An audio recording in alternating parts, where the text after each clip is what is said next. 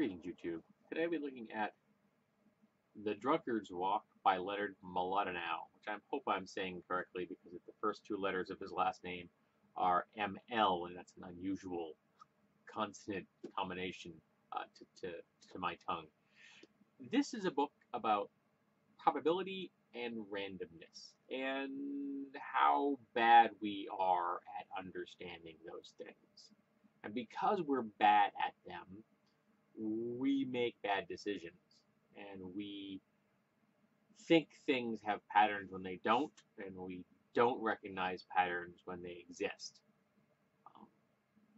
I've encountered this before in the past when people have been talking about randomness, but not as well as Mr. Mlodinow has. And an example is coin tosses. If you toss a coin and you ask a person, okay, I want you to write down a series of coin tosses, imaginary coin tosses. I always say that wrong. And create a random selection. People fail at this, and they fail at it because a coin is going to be 50-50, heads, tail, heads, tail, heads, tail, and that's what they think is going to happen. That it might go heads, heads, and it'll be a tail, and it might be a head, head, and a tail, tail, something like that. That's how they think it's going to go. The reality is that you can have 7 heads in a row. That's just what happens.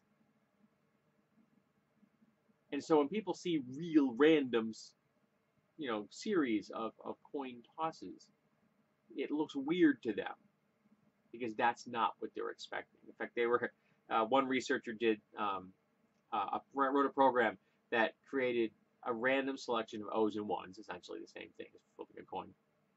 And it did to 10 to the 10 millionth and 7th power. Why the 7th?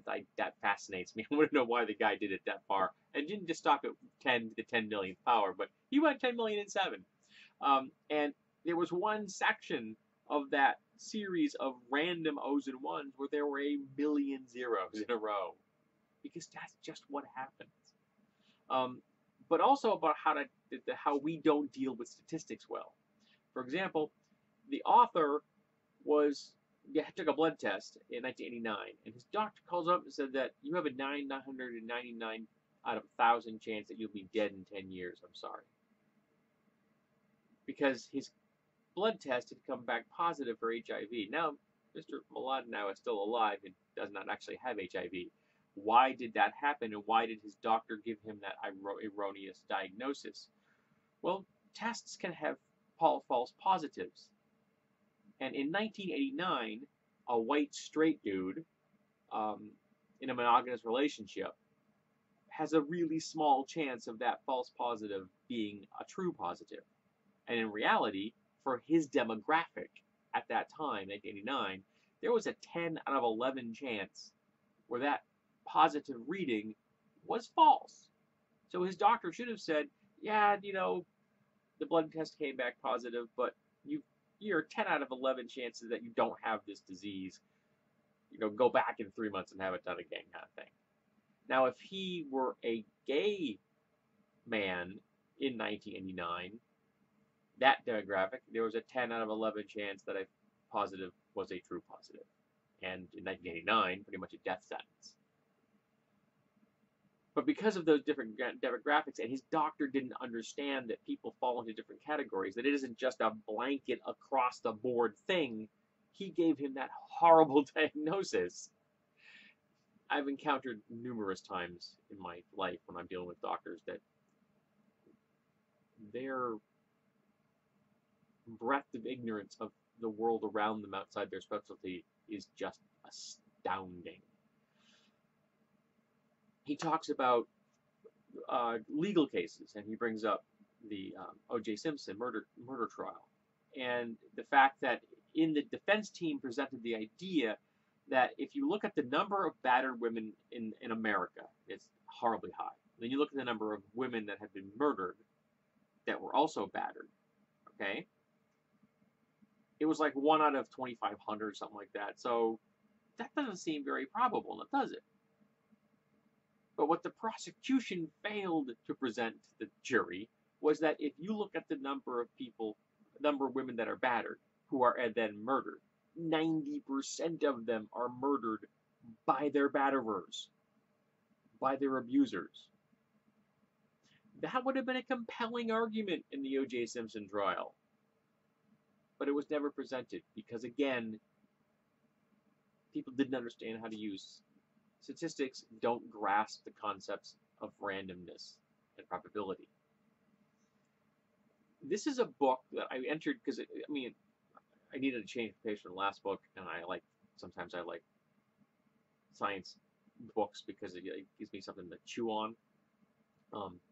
And I kind of was looking for that at the moment. But I wasn't expecting to have the book impact my way of thinking as much as it did. Now, I had the same thing happen with the book Deep Survival. I just read a book about people that have been put into survival situations and whether they made it out, who did and who didn't, and why. And that had a transformative impact on my life because it showed me that there are things going on inside your brain that you have no control over that can affect your life. This is doing the same thing. That there are probabilities and randomness in the world around you that you have no control over. And some of the patterns you see don't exist. And you have imposed the patterns on them and have acquired a more negative view of yourself and the world around you because we don't understand randomness and probability. So this is a book that I think is really important for everybody to read. I also think it's really important for anyone that owns a business because this will show, even though your corporate culture says that we can be perfect, that's bullshit. You can't be perfect. Your company can't be perfect. Your employees can't be perfect. Randomness is going to be in any system. And the CEO you just hired, who had a really great run, could have been absolute flukes if they had a really great run. And the CEO you just fired because they had 3 bad years, well, did you look at the years before that? Did you maybe take the long view and realize that, businesses go up and down, but the average doesn't change a lot? For example, if you want to put your money and invest your money into stocks and such, and you want to give them to a brokerage firm, pick the brokerage firm with the lowest fees. Why? Because who's in charge of your stocks has no effect. The stock market is not affected by people predicting what's going to happen. And I just yesterday, I finished reading this book at 5 a.m. on a Friday morning. And at 9 or 10 a.m., I was at a thrift shop, and on the shelf is a book about slot machine strategies. There are no slot machine strategies. If the machine is honest and it hasn't been rigged against you, it's random. There is no such thing as a winning streak. You are not due. You put the coin in, you pull the handle or push the button, and the machine randomly presents you with something. You get to see the pretty lights and listen to the sounds, and maybe you win something.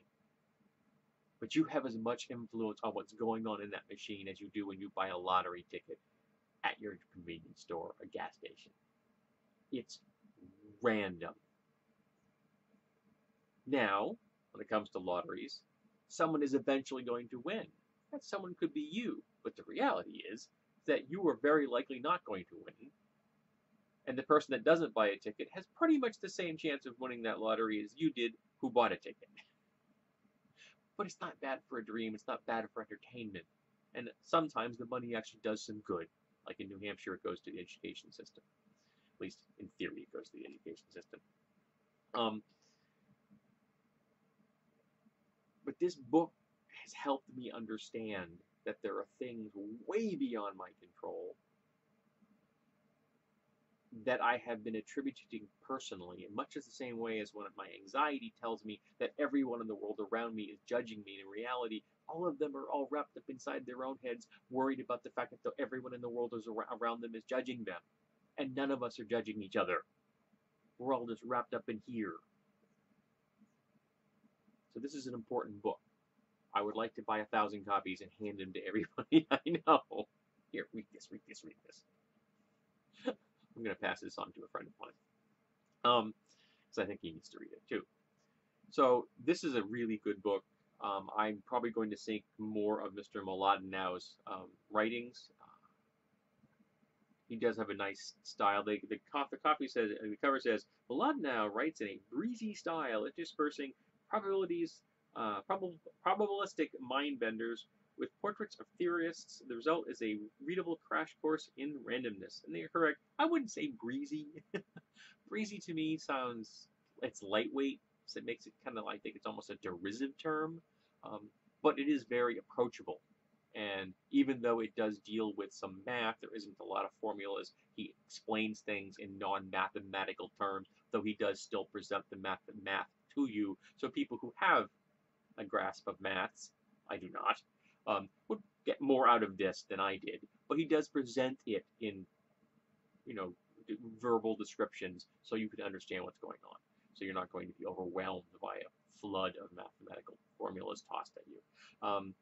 Hawkins was once presented with the idea that for every formula you put in a book, you will lose half your reading audience. So he only put one in one of his books, which was E equals MC squared, because he felt it was really important to his message. So I recommend Drunkards Walk. Very approachable, interesting, and at least in my case, transformative.